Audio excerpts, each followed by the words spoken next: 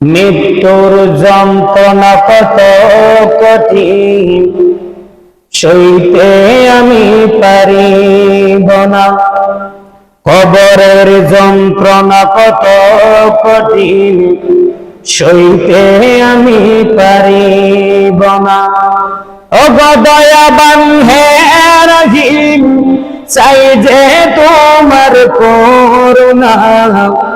মৃত্যুর যন্ত্রণা কত কঠিন, সইতে আমি পারিব না। এই স্যারে শুনো শুনো, যখন তুমি কুম্ভী জিল্লা বলে যখন কবর থেকে চিন্তা করতেছো, এই যে দেখো আমি সামাত আলাইহিস সালামের চুলদারি ফেকে গেছে, কারণটা কি জানো? যখন তুমি কুম্ভী ইদিনিল্লাহ বলে আমাকে জিন্দা করতেছো, এই আমি মনে করলাম কিয়ামত কি কায়েম হয়ে যাচ্ছে নাকি? যদি কিয়ামত কায়েম হয়ে যায়, আমি আল্লাহর দরবারে কিয়ামতের হিসাব কিভাবে দিব? এই জন্য ওগো আল্লাহর নবী ঈসা, আমার আল্লাহর ভয়ে আমার চুলদারি ফেকে গেছে। বলুন না সুবহানাল্লাহ। দেখেন একজন আল্লাহর নবী, তারা তো কোনো নাম করা নবী ছিলেন না, তারপরও নবী কিন্তু আল্লাহর বন্ধু, তাদের কোনো কবর আযাব হবে না। হ্যাঁ, খলিফাতুর রাসূল 10 জন যারা জান্নাতের সুসংবাদ পেয়েছেন, তাদেরও কিন্তু কবর আযাব হবে না। তাদের ইন্তেকালের পর তাদেরকে আল্লাহ জান্নাত দিয়ে দিয়েছেন। তারপরেও তারা সব সময় আল্লাহর কাছে বলছেন, আল্লাহ কবর আযাব কিভাবে সহ্য করব? কিভাবে আল্লাহ তুমি আযাব কবর আযাব সহ্য করব? কিভাবে আল্লাহ তুমি আল্লাহকে হিসাব দিব?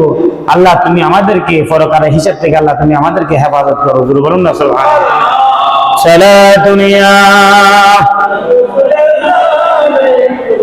সালামুন ইয়া হাবিব, ये दुनिया मुसाफिर है वही आखिर ठिकाना, कोई आगे रवाना है कोई पीछे रवाना। सलातुन या সালামুন ইয়া হাবিব। এই দুনিয়াটা বড় কঠিন, খেয়াল রাখবেন। আমরা আনন্দ ফুর্তির মধ্যে আছি বিদায় আজকে আমরা কবরের হিসাব জানি না। আল্লাহর নবী বলে সব সময় আল্লাহর দরবারে 2 চোখের পানি ছেড়ে ছেড়ে তওবা করতেন এবং সাহাবায়ে কেরামদেরকে ফজর নামাজের পর শিক্ষা দিতেন।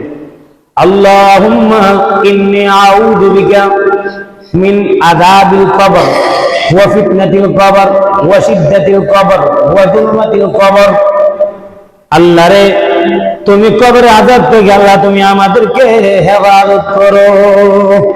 আল্লাহুম্মা ইন্নী, আল্লাহ তুমি আমাকে, আউযু বিকা তোমার কাছে পানা চাই, আযাবুল কবর কবরের আযাব থেকে, ওয়া ফিতনাতিল কবর কবরের বিভিন্ন জন্তুর আক্রমণ থেকে, ওয়া শিদ্দাতিল কবর কবরের চাপ থেকে, ওয়া ফিতনাতিল মাসিহিদ দাজ্জাল কবরে যে বিভিন্ন ধরনের ভয়ঙ্কর প্রাণী আসবে। দুনিয়ার সাপ দেখেছেন, সামান্য সুবল মারলে ডাক্তারের কাছে গিয়ে ভালো হয়ে যায়। কবরের যে সাপগুলো সুবল মারবে ভালো হওয়ার কোনো সুযোগ নাই। একবার মারবে মৃত্যু হয়ে যাবে, স্বাভাবিক মৃত্যু হবে না, ছটফট করবে। এমন বিষাক্ত জন্তু আল্লাহর হুকুমে আসবে, বিষাক্ত বিচ্ছু আসবে।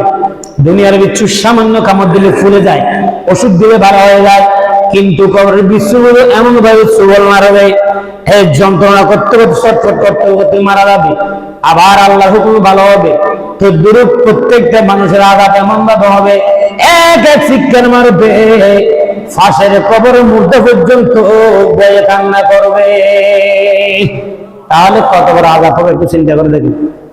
সাহাবায়ে কেরামদের যুগে মানুষ শুধু কান্না করতো, এখন মানুষ কাঁদেই না। এখন মানুষের চোখের ভিতরে কলবের ভিতরে ফাটল জমে গেছে। এখন মানুষের কলবের ভিতরে কি হয়ে গেছে? ফাটল জমে গেছে। আর নবী আল্লাহ নবীর যুগে যখন আল্লাহ নবী ওয়াজ করতেন, সাহাবায়ে কেরাম ওয়াজ করতেন, সাহাবায়ে কেরামরা চোখে পানি ছেড়ে দিতেন। ইমামে আবু হানিফা, আমাদের মাযহাবের ইমাম, তিনি যখন ওয়াজ করতেন, 2 চোখে তারা শ্রোতা ছিল, হু হু করে কান্না করতেন। ইমাম বুখারী যখন ওয়াজ করতেন, হু হু করে মানুষ কান্না করতেন। আব্দুল কাদের জিলানী ফিরানা বিদ্যস্তবিদ, তিনি যখন ওয়াজ করতেন গায়েব থেকে কান্না বের হয়ে যেত। তখন যারা শ্রোতা ছিল